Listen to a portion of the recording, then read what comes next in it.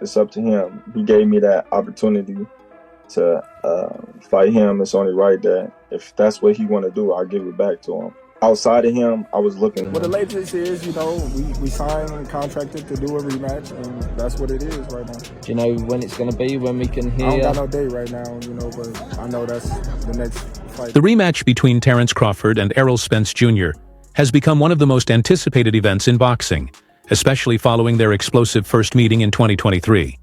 In that bout, Crawford delivered a dominant performance, stopping Spence in the 9th round to become the undisputed welterweight champion. Since then, fans and analysts alike have speculated about what the future holds for both fighters. Now, more than a year later, talk of a rematch is heating up, and this time, it could take place at a higher weight class.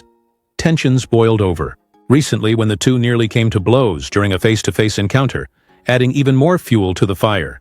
Spence made his intentions crystal clear.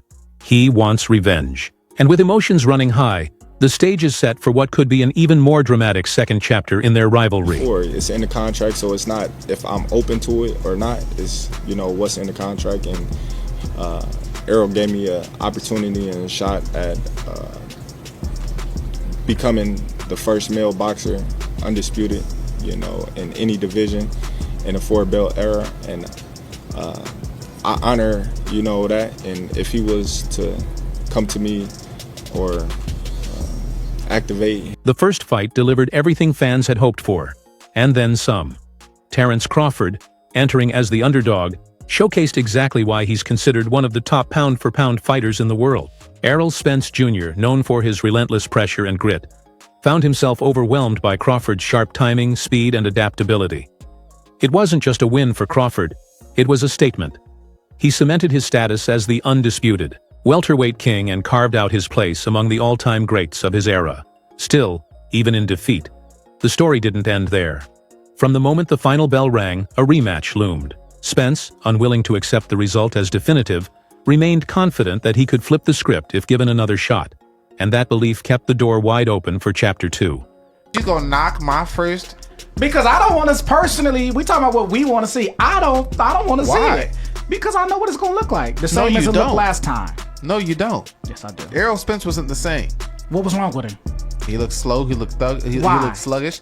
Why? I can't tell you. I wasn't in camp. At the division, he dominated for his entire career. All of a sudden, when it came time for this fight, he looked different. Why? I wasn't in camp with him. I can't tell you. I don't know if his body finally broke down for being at one. Spence, the loss was a tough pill to swallow. He entered the first fight as the favorite, having reigned supreme in the welterweight division for years. Known for his strength, relentless pace, and ring IQ, Spence had built an aura of invincibility. But against Crawford, none of it seemed to matter. Despite being in peak physical condition, he couldn't crack Crawford's puzzle. In the aftermath, questions began swirling about Spence's condition, leading up to the fight. Reports surfaced pointing to lingering effects from a serious 2019 car crash and a torn retina that had required surgery. While Spence never used these setbacks as excuses, many believed they played a role in his performance. Since then, Spence has maintained that he wasn't at his best that night, but insists he's addressed those issues and is now better prepared than ever for the rematch. I want to see Bud be great, but what better buffer to see if Bud's ready at 68 than the EJ rematch of 54 and 60? And how exciting would it be to watch Errol Spence he walks at 190. I'm 185 pounds right now. I'm 5'11". To think of me cutting. Forward to 2025, and the long-awaited rematch between Terence Crawford and Errol Spence Jr. is finally on the horizon, but this time there's a major twist. Crawford, who has recently bulked up while eyeing a potential clash with Canelo Alvarez, is now set to move up in weight. This shift adds a whole new layer to the rematch, as it's likely to take place in the junior middleweight division. Crawford's move up isn't all that surprising. Known for his disciplined approach to weight management throughout his career, the 35-year-old is now ready to test himself in a heavier division. A jump to 154 pounds could dramatically alter the dynamics of the rematch. For Spence, who's naturally bigger and more comfortable at that weight, it might provide the edge he didn't have the first time. But on the flip side, Crawford will come in with added power, fresh energy, and valuable experience fighting larger opponents, potentially making him even more dangerous. to get this fight done. He gave up a lot of money on his side to have this fight at 147. If you look at the contract, this is a sport of contracts. Chris, you know this. You have signed contracts. You have tried to get out of contracts. The winner gets to dictate the weight. The loser got to put the rematch clause. Of the most intriguing aspects of the upcoming rematch is the renewed confidence radiating from both fighters. Errol Spence, long respected for his relentless drive and toughness, has openly acknowledged that he underestimated the challenges Crawford brought to their first encounter. This time around, he's made it clear that he's been putting in serious work, refining his technique, improving his conditioning, and overhauling his entire game plan to make sure history doesn't repeat itself. I feel as if, he would go back to the drawing board. He would come back stronger. He'll come back more hungrier, and he'll try to fix the things that, he needed to fix to make the fight look different in the second time than in the first time. I do believe that, but that's the only thing that I can actually. Spence knows he possesses the power to trouble anyone in the division, but he's also fully aware that Crawford's boxing IQ is elite.